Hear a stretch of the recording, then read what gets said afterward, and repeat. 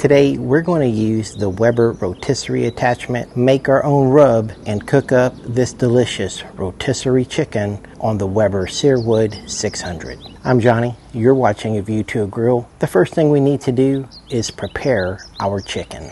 Now I'm starting to love these organic chickens, and this one comes in at about 3.74 pounds. Now, of course, you do not want to cook the giblets, so go ahead and remove those. Now we can pat our chicken completely dry with paper towels. Now just kind of open this chicken up and let it lay a little spread out. Once you've done that, place your chicken into the refrigerator uncovered to help dry out the skin. And now that our chicken is prepared, let's go ahead and assemble our rotisserie. Just for full disclosure, Weber did send me this rotisserie, and if you want one for yourself, check out my link below. Out of the box, you'll find the motor, a mount, and the mounting bracket, and then all the hardware you're going to need for a complete rotisserie. And then before I installed the rotisserie, I cleaned the surface where the mount is going to be. Next, I installed the mount and mounting bracket with 2 nuts and bolts.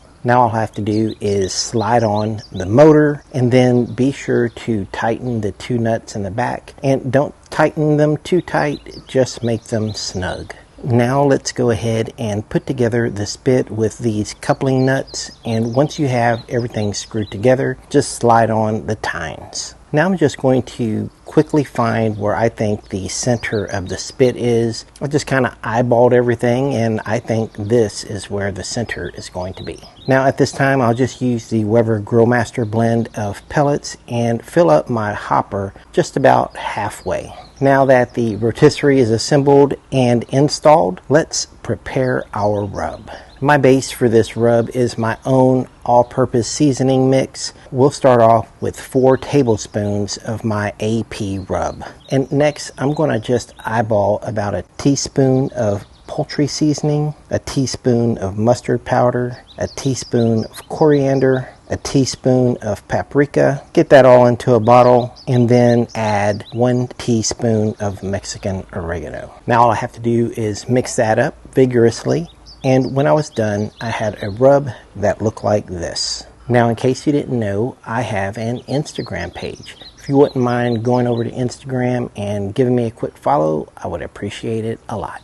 Now that our rub is complete, let's season our chicken. Right now is a good time to start preheating my grill. So I'm just going to go ahead, start up the grill, and then set the temperature to 350 degrees. I'm going to also do one more thing to the chicken, and that is cut off the wing tips.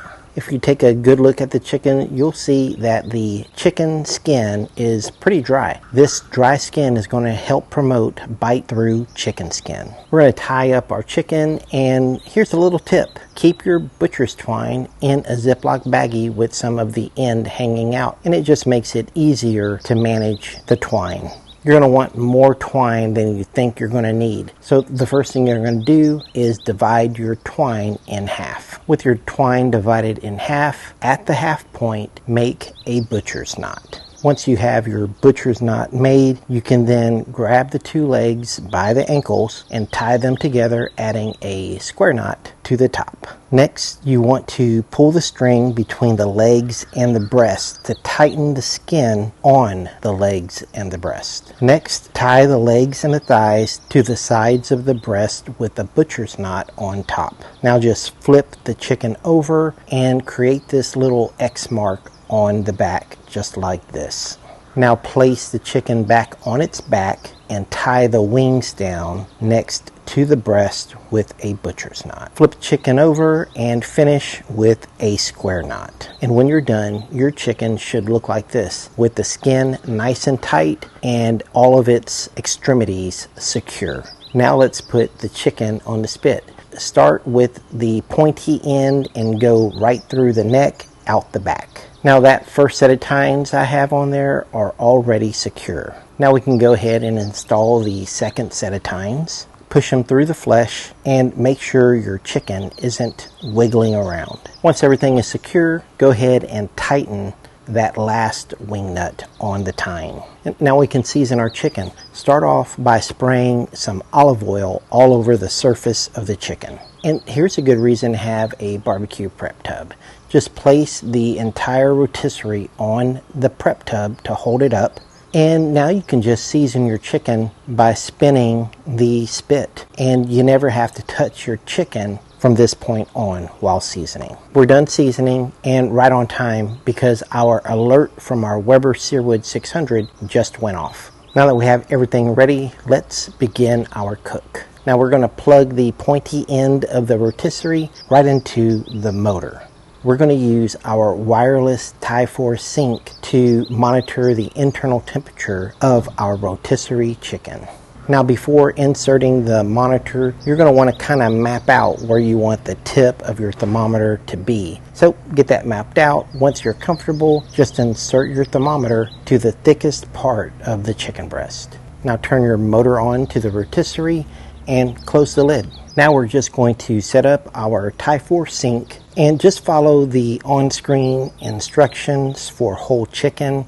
And then I chose to set my temperature to 165 degrees of internal temperature. I decided to use a drip pan to catch the drippings from our rotisserie chicken. Pairing a wireless thermometer with a rotisserie makes the easiest chicken cook ever. All you have to do is monitor the temperature on the app. When your alert goes off on your app, your chicken is done. So we'll just stop our app and check on our chicken. Now, just in case you didn't get your probe inserted perfectly, you're going to want to still use an instant read thermometer to double check your internal temperature. Ours is reading about 160 degrees, which is perfect because the carryover temperature will get us to that 165 degree mark. Check out the color development on this chicken. We didn't open the lid a single time, and just look how beautiful the exterior of this chicken is. I put the Weber Searwood 600 in shutdown mode and just let the chicken rest right there on the spit. Now our chicken has rested. Let's check out the results.